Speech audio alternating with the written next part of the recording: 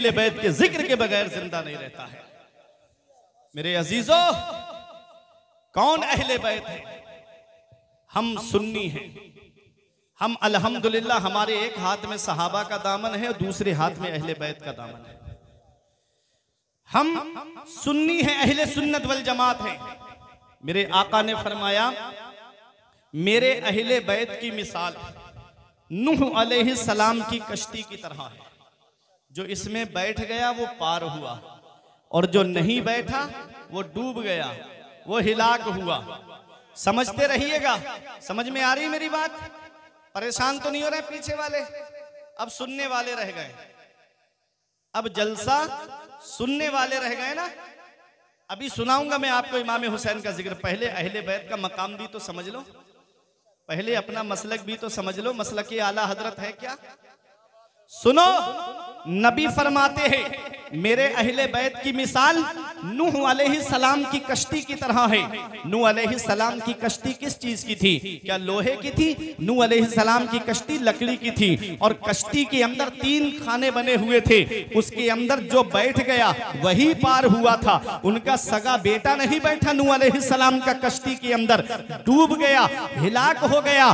पूरा वाकया कुरान के अंदर आया है कि नूह अलैहिस्सलाम की कश्ती जब चल रही थी पानी के ऊपर, तो नूह अलैहिस्सलाम ने देखा कि उनका बेटा डूब रहा है। आवाज दी है, मेरे बेटे आजा कश्ती के अंदर बैठ जा। उसने कहा पहाड़ की ऊंची ऊंची चोटियां मुझे बचा लेंगी, आज ये पहाड़ मुझे बचा लेंगे। नूह अलैहिस्सलाम ने फरमाया, बेटा आज तुझे अल्लाह के फजल के सिवा कोई नहीं बचाएगा, कश्ती के अंदर आ जाएगा तभी बचेगा। उसने कहा मैं नहीं आऊंगा। वो डूबने लगा। जब एक लहर गिरदाब में फंस गया, डूबने लगा। बाप तो बाप होता है, दिल में ख्याल आया कि मेरा बेटा डूब जाएगा। आवाज दिए, मेरे परवरदिगार मेरा बेटा डूब रहा है, इसे बचा लिया जाए। आवाज आती है, या नूह इन्नहु लैसा मिन अहलिक, ऐ नूह ये तुम्हारा बेटा नहीं है। इन्नहु अमलुन गैरु सालिह, इसलिए कि इसका अमल ठीक नहीं है, इसलिए कि इसका अमल दुरुस्त नहीं है। नूह अलैहिस्सलाम का बेटा कश्ती में नहीं बैठा, डूब गया। अब मैं आपसे पूछना चाहता हूं, एक वो शख्स है जो कश्ती में बैठा नहीं है, बस बाहर खड़े होके कहता है कश्ती की बनावट कितनी अच्छी है, कश्ती के तख्ते कितने अच्छे हैं, कश्ती दिखती कितनी अच्छी है, कश्ती का कारीगर कितना अच्छा है, कश्ती की पतवार कितनी अच्छी है। बैठा नहीं तो वो भी किनारे पे नहीं पहुंचेगा।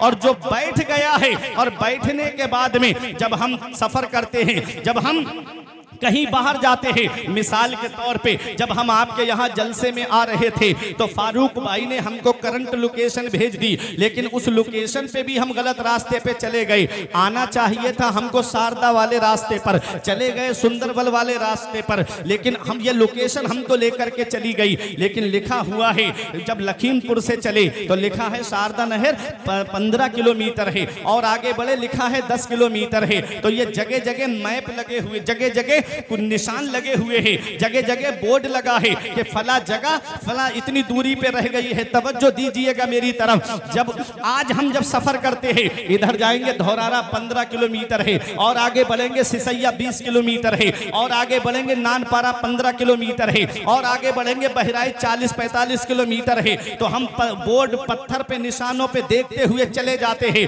मोबाइल में मैप लगा लिया, उससे रास्ता पता कर लेते हैं। सुनो, जब हम रास्ते में निकलते हैं तो मैप लगा लेते हैं, रास्ता पता चल जाता है। उस दौर को याद करो जब दौर समंदर का सफर होता था, कश्तियों का सफर होता था। उस दौर में कोई मैप नहीं था, उस दौर में कुतुबनुमा नहीं था, उस दौर में कोई समते बताने वाला नहीं था। तो जब कश्तियों का सफर होता था, जब समंदर का सफर होता था, तो आदमी किनारे पे कैसे पहुंचता था? समंदर में तो सब तरफ एक सा नजर आता है, पूरब किधर है पता नहीं चलता, पश्चिम किधर है पता नहीं चलता, उत्तर किधर है पता नहीं चलता, दक्षिण किधर है पता नहीं चलता। तो उस वक्त पता कैसे लगाया जाता था? तो दिन में सूरज को देख करके अंदाजा लग जाता था कि पूरब किधर है, पश्चिम किधर, उत्तर किधर, दक्षिण किधर, और रात में सितारों को देख करके चाल का अंदाजा हो जाता था, सितारों को देख करके समतों का अंदाजा हो जाता था। पैगंबर इस्लाम की बारगाह में हमने अर्ज किया, या रसूल अल्लाह, हम अहले बैत की कश्ती में बैठ गए हैं, अहले बैत की मोहब्बत की कश्ती में हम सवार हो गए हैं। आका हम किनारे पे कैसे पहुंचेंगे? तो या रसूल अल्लाह, हमें किनारे पे पहुंचने के लिए सितारों की भी तो जरूरत पड़ेगी। नबी की बारगाह से जवाब मिलता है, अस्हाबी कन नुजूम बिअय्यिहिम इक्तदैतुम इहतदैतुम, मेरे सारे सहाबा सितारों की मिसल है, एक की भी पैरवी करोगे रास्ता पा जाओगे, हिदायत पा जाओगे। पता चला नबी के अहले बैत कश्ती है और सहाबा सितारे हैं। कश्ती में बैठोगे तो सितारों का सहारा लेना पड़ेगा, तभी मंजिल पे पहुंचोगे, तभी किनारे पे पहुंचोगे। अब एक भाई भी खामोश नहीं रहेगा। आसमान में 4 बड़े सितारे हैं। एक सितारा पूरब में दिखता है, एक पश्चिम में दिखता है, एक उत्तर में दिखता है, एक दक्षिण में दिखता है।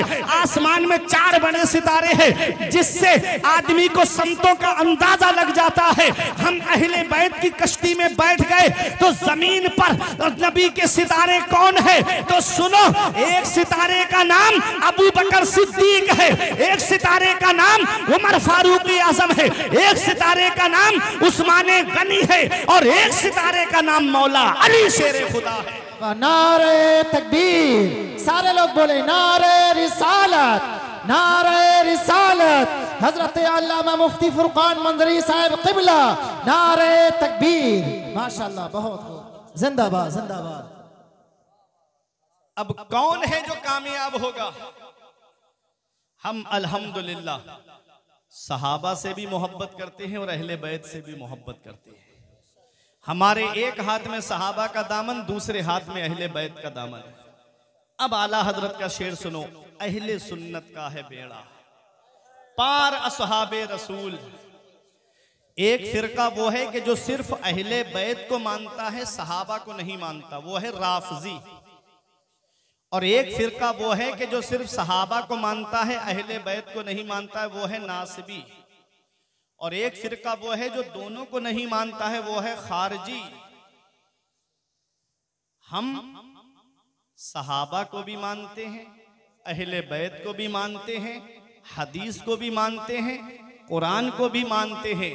हम हैं अहले सुन्नत वल जमाअत। इसी को आला हजरत ने यूं आला हजरत शेर में बयान फरमाते हैं कि अहले सुन्नत का है बेड़ा पार असहाबे रसूल, नज्म है और नाव है इतरत रसूलुल्लाह की, तुझसे और जन्नत से क्या मतलब, वहां भी दूर हो हम रसूलुल्लाह के, जन्नत रसूलुल्लाह।